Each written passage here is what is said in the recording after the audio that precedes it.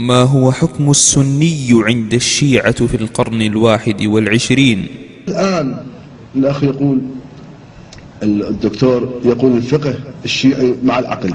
لحد الآن، لحد هذه اللحظة، روح اسأل من أي شيعي، من أي رجل دين شيعي، يقول له ما هو حكم الناصبي؟ يقول يجب قتله ونهب أموالهم، يجب قتله ونهب أموالهم. كل رجل دين الآن شيعي، هل هذا عقل؟ أي عاقل يقبل ناصبي؟ ناصبي إنسان شريف.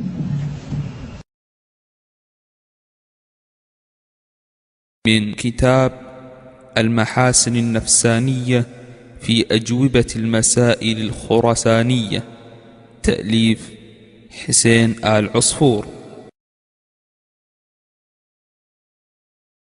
بل أخبارهم عليهم السلام تنادي بأن الناصب هو ما يقال له عندهم سنيا، ولا كلام في أن المراد بالناصبة فيه هم أهل التسنن،